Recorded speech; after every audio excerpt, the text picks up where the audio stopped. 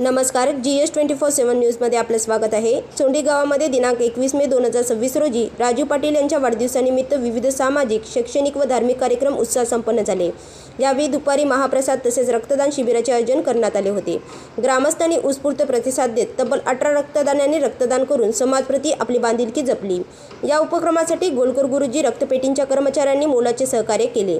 त्यानंतर जिल्हा परिषद प्राथमिक शाळा चोंडी येथील शिष्यवृत्ती परीक्षेत यश मिळवलेल्या 4 गुणवंत विद्यार्थ्यांचा सत्कार माजी सरपंच सुरेखा विनायक पाटील व माजी उपसरपंच विनायक रामराव पाटील यांच्या हस्ते करण्यात आला।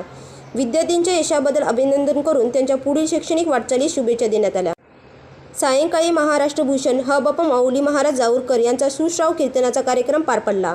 त्यांच्या प्रभावी कीर्तनामुळे उपस्थित भाविकांना आध्यात्मिक आनंदाची अनुभूती मिळाली।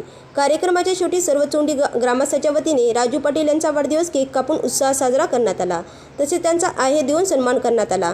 यावेळी राजू पाटील यांनी कार्यक्रम यशस्वी करण्यासाठी सहकार्य करणारे ग्रामस्थ, रक्तदाते, वाडेकर मंडळी, राजू पाटील मित्रमंडळ, गोलकर गुरुजी रक्तपेढीचे कर्मचारी तसेच सर्व उपस्थितांचे मनपूर्वक आभार मानले।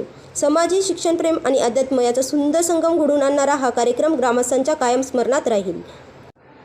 GS24/7 न्यूज मारुती पाटील वडजे उंद्रीकर यांचा खास रिपोर्ट।